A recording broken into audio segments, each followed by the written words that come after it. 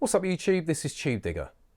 Since the Akai Force was released several months back, it seems that one of the biggest issues people have got with this machine is the size of the pads, and obviously each pad being smaller, they're in a lot closer proximity to one another.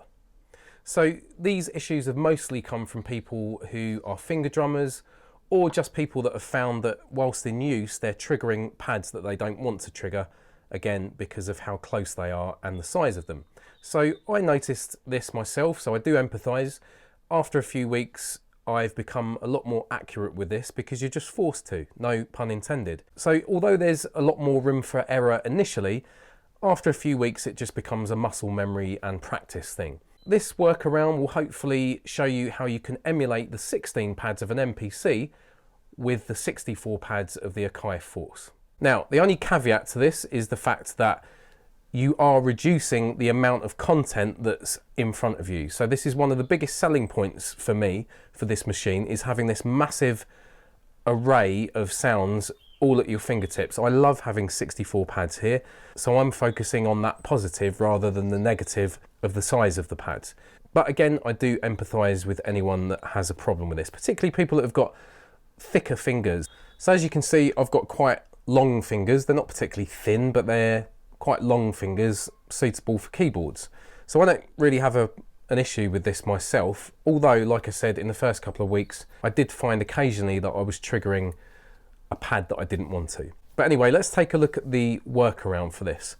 So first of all, I'm going to press and hold delete and get rid of the audio track and plug-in track that are created by default. I'm going to press the plus symbol and create a drum program on track 1.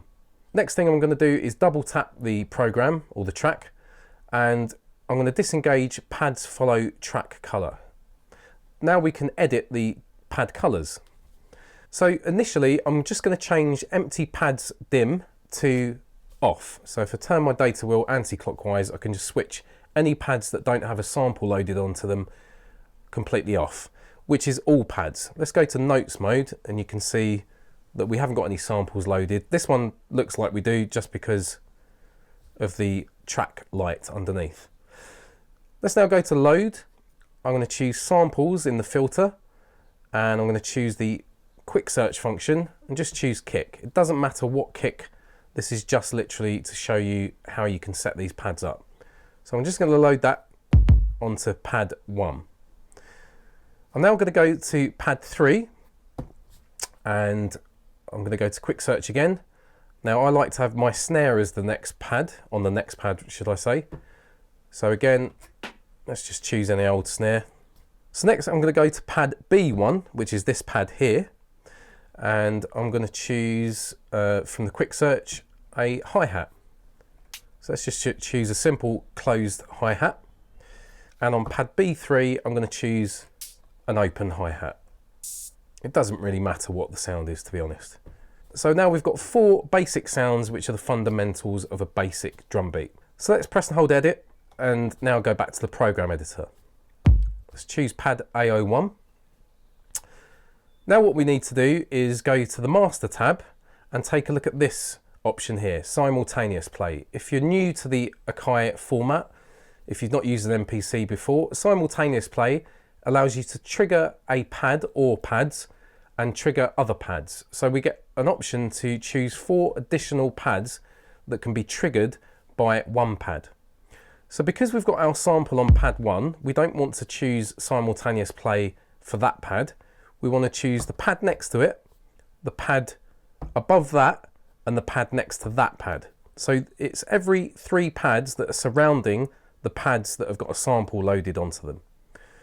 So let's choose pad 2, choose simultaneous play, and choose the target to be pad 1. So even though we don't have a sample loaded onto pad 2, it's triggering pad 1, which does have the kick drum on it. So let's go to pad 2, let's go up above it and choose that target to be pad 1. So now both of these pads are triggering pad 1. Let's choose the pad above pad 1, which is pad 5, and choose the target to be pad 1 again. So now all of these pads, including pad 1 itself, trigger this pad, or pad 1. Let's go to pad 4 and choose the target to be pad 3. let's go above pad 4, which is pad 8, and again choose that to be pad 3.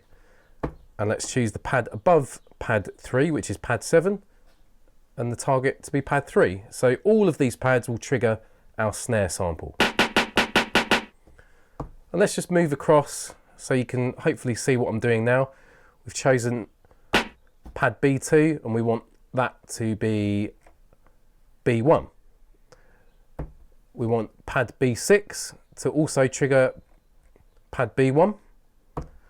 And we want pad B5 to trigger B1, which is our hi-hat. So now all these pads trigger the hi-hat. So now we've got pad B3, which is our open hat. So we want to choose pad B4 and choose the simultaneous play target to be B3. The pad above B4 is B8. We want to change the target to be B3 again. And the pad above B3, which is pad B7, we want to change the target to be B3. So let's go back to the matrix, double tap on the track, double tap on the track settings, edit the pad colors again. At the bottom, you can choose whether to edit all pads or a single pad. So let's choose a single pad. And let's choose this pad, but let's just choose those pads to be the same color. Let's now choose pad 3 and let's choose a different color. Let's turn that to red. And the same for this color. Let's now choose this pad here, which is B1. Let's change that to blue. And let's finally choose our fourth group of 4 pads to be yellow. Now you can't see those, they're off screen at the moment, but let's now choose where we had it set to empty pads off to empty pads normal. So now you can see that we've got 4 pads, and if we were to duplicate this 3 more times, we'd have 16 pads essentially. So let's go back to the matrix and escape out of there. So there you go. We've now emulated somewhat 16 pads on an MPC. And as you can see, I've color coded every group of 4 pads. So I hope you've enjoyed this video, guys. If you want further private tuition with myself, please hit me up at tubedigga@gmail.com. If you want to donate an amount of your choice to this channel just to help me out, you can do that by also going to PayPal and using my email address, which is tubedigga@gmail.com. Please let me know if this has helped anyone in the comments down below, or if you've got any other questions, please also put them down below. And I will see you on the next one. This is Tubedigga, and I'm out.